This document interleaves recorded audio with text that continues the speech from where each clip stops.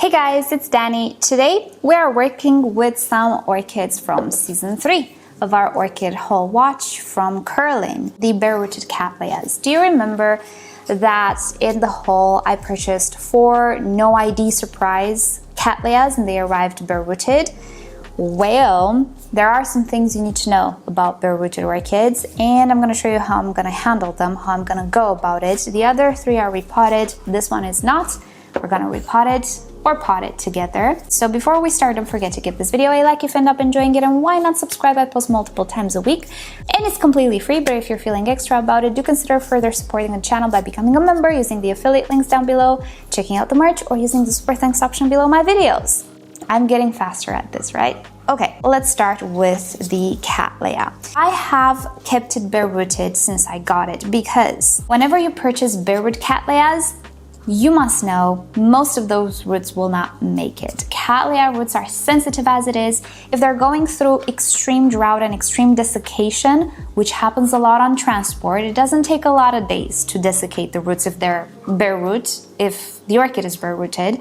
So if it goes through this cycle of extreme desiccation, they typically just die off. First, because they're stressed due to the media removal, and second, because you are subjecting them to a number of days without any moisture, without that media. These roots instantly lose the water. And when you are going to repot the orchid, you might be tempted to leave on some of the roots which might still be alive, but because of these shock factors, they will just die in the medium. So I prefer to save myself the trouble and not have to repot, and I just kept this orchid bare-rooted, just watered it every day, and as I suspected, all of the roots are gone. I think maybe one is no, not really. No, it's gone. Bare-root orchids, personally, I don't enjoy purchasing them because I live in an area of the world where nothing arrives very fast to me. So there will always be a certain amount of days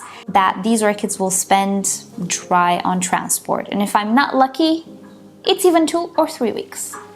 So if you're in a similar position, I would not recommend you buying bare-rooted orchids unless it's something unique, unless you have no choice, you know, things of the sorts. But as much as possible, I would buy them potted. That medium around the roots, it plays an important role, particularly with Cattleyas. Other orchids might handle this transport better. Phalaenopsis? Oh, Phalaenopsis are okay, don't worry about it. Forget I said anything when it comes to Phalaenopsis. Where is my tray? Oh, it's there. But when it comes to Cattleyas, it's an issue even if they're potted, let alone bare root. However, they are resilient. I'm hoping this one will grow roots soon because we have a new growth maturing here. So I'm thinking it's gonna start growing roots soon, because if it doesn't, we're in trouble. Anyway, so I'll get my tray and we're gonna start potting. All right, so first of all, we are going to cut away all of these roots. By the way, in some cases, keeping the orchid bare-rooted will actually just tell you which roots you should cut and which roots you should leave on. It's not necessarily that all Cattleya orchids will lose all of their roots. It's just highly likely. There are always exceptions, and you should always hope for exceptions, but, you know, keep that in mind. These orchids are not built to have very resilient roots. No, everything is gone. I have to cut away everything. Maybe this. Okay, see, a little bit of a root that might still be good. Okay, I'm gonna start in the back. How about that? Chances are that the roots in the back are not good. Everything that I cut here is not good, even the white. Like this, you might be tempted to say, oh, it's alive. No, it's not. Look, I'm pulling on it. There's a thread left behind. The thread is gray, or actually brown. It's not alive. So yeah, let me just press a little on them. No, they're all gone. And especially these old roots, they're done. I always like to start with the older roots when I'm cutting away, because chances are the old roots do not make it. See, this is another stump that might... I'm gonna leave it. I don't think it's gonna make it, but I'm gonna leave it. Almost done, you guys. There isn't much left. There are only a few stumps that maybe have a little bit of life in them. I don't suspect they will make it, but maybe they will hydrate the orchid to some extent. until new roots are formed. I'm hoping new roots are coming soon. Let's just take a look-see here. This is the new growth, so I'm removing the sheaths. I don't see any new roots. Oh no. It's okay. The orchid actually has a lot of pseudobulbs, a lot of energy. I'm not gonna remove any of the pseudobulbs. Next time when I repot it, I might do a little bit of a cleanup, a little tidy up. Now it's not the moment. Now, no, let's just focus on preserving energy now. Right. So you know what? I think we're pretty okay as we are. Let's remove some of these sheaths. They're just, well, they're already kind of falling off on their own. Can we see? They're just unsightly. And let's just hope for new roots. At this point, this is the best that I can do. I'm gonna cut away this as well, just to make things more tidy. Somebody had some concerns that these sheaths keep in the moisture. They don't. They're very thin. They're like paper. They're very breathable. They're kind of disintegrating already. They don't retain moisture. Plus, this is the pseudobulb. The leaf is what we're interested in because the leaf does the gas exchange, not the pseudobulb. The pseudobulb, does it? No, it doesn't have stomatas. Does it like breathe in any way through the epidermis? I don't even know. The breathing mechanism is on the underside of the leaf. Those are where the stomatas are. They are responsible with the gas exchange. That's where you lose water from mostly. That's why orchids, whenever they experience extreme drought, which lack of roots for an orchid can trigger a drought response because it's not getting water. Whenever they are experiencing drought, they regulate the opening of the stomatas and they keep the gas exchange at a minimum, which means less water lost, conserving water, but also impaired growth because they're just not photosynthesizing correctly pretty much, or at full capacity. I love that expression. So yeah, that's why they are slow, very slow now, but they know what they're doing. They know how to preserve the water. Okay, the only pseudobulb I will remove is this guy in the back. He's not doing anything. He's not looking good either. There we go. Looking good. So I'm going to get a pot, which will be of a decent size, not too big, not too small, just enough at least for a year's worth of growth, because afterwards I might unpot it and do some tidying up. We'll see. So I will clean up my tray, be back in a second. And speaking about the drought response in epiphytic orchids mainly, this is why dumping your orchid leaves down in water will not make it absorb water. The stomatas are closed. Whatever this orchid could absorb through the epidermis, it's nothing. And second, I would not be very sure that the pressure that water puts on the orchid allows it to absorb anything. Air pressure is different than water pressure, you know? So if there's pressure acting on the stomatas or the epidermis, can it even absorb? I would doubt it. I would not put my orchid with its leaves in water, let's put it like that. It's not doing anything. Alrighty, so we're gonna use this little pot and sphagnum moss only. The good thing is that sphagnum moss doesn't actually attach to the roots. So maybe even if I have to repot again in a year, I'm not going to disturb the roots as much. So I will not reset back the orchid because this orchid will be set back. And also, sphagnum moss is a great and fluffy medium for new roots. Anything that grows in sphagnum moss grows so beautifully. That's why people love sphagnum moss and I love it too. And the brand that I'm using is very long lasting, so I can definitely reuse the sphagnum moss next year. It isn't necessarily advisable, but recently moss has become very expensive, so I'm trying to reuse as much as possible. Alright, so because the orchid has no roots, it's also very unstable, so I'm gonna use some bamboo skewers and some ties. I don't know what they are. Got them from a local garden center. So I'm not gonna bother too much with the arrangement of the orchid because I will go back probably in a year, maybe even sooner if I feel like it, and tidy up. Because right now it doesn't even really fit all that well into this pot. It's a little tiny, but we don't have roots, so trying to strike a balance here. Okay, we might need another bamboo skewer, but for now it's okay.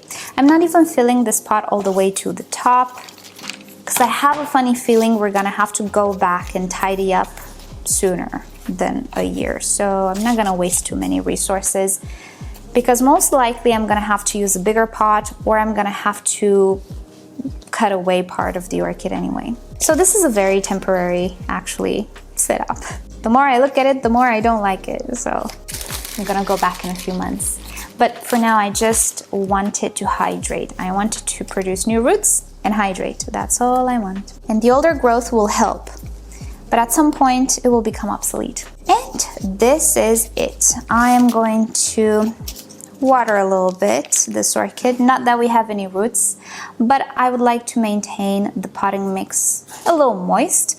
Moisture around the root area actually helps the root or the root tip continuously grow.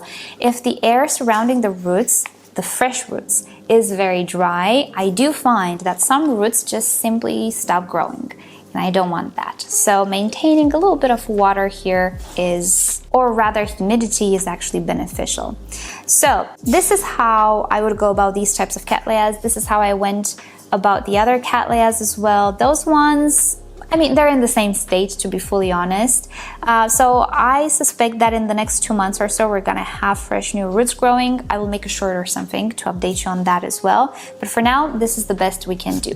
I don't usually bother, especially with Cattleyas, I don't really bother too much with humidifiers and things of the sorts. Cattleyas are built for dry air. And honestly, it's not gonna help as much as you think, the humidifier and everything, because they're just so well adapted to deal with drought that they have all they need right now. All they need is time and a fresh and safe medium to put their roots into and start to absorb that water. That's all they need, in my opinion. Obviously, I could be wrong.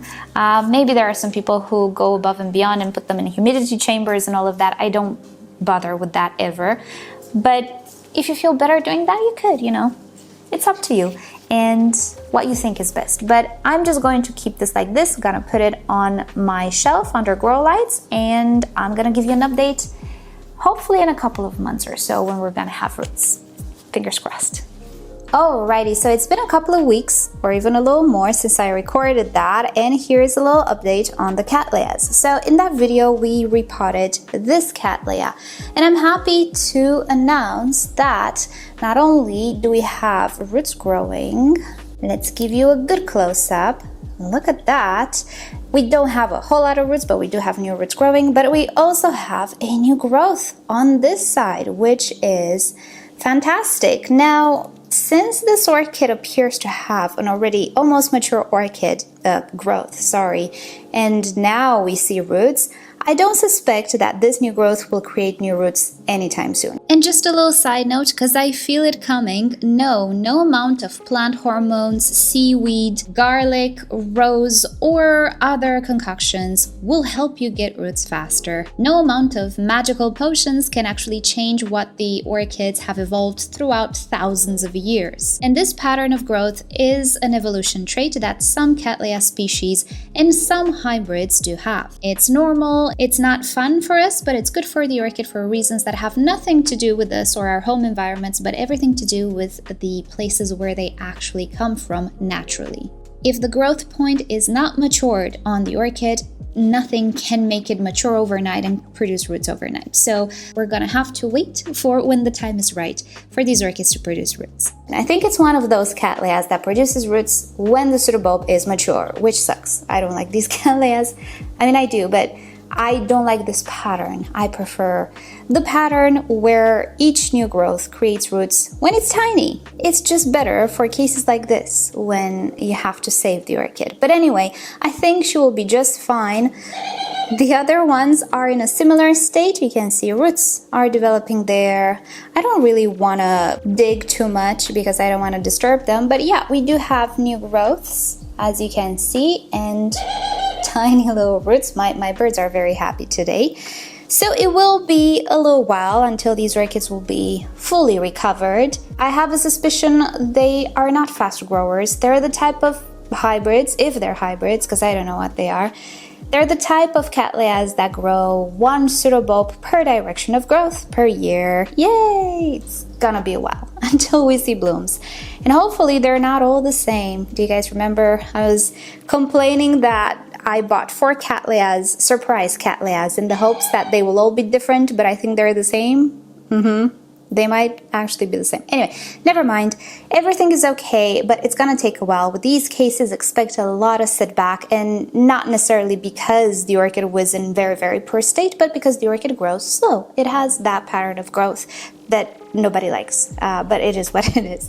So that's about it for today. Thank you guys so much for watching. Feel free to check out the entire playlist of this orchid haul season. It will be linked in the pinned comment and in the description. And with that said, I hope you'll have a great day. I'll see you next time. Bye.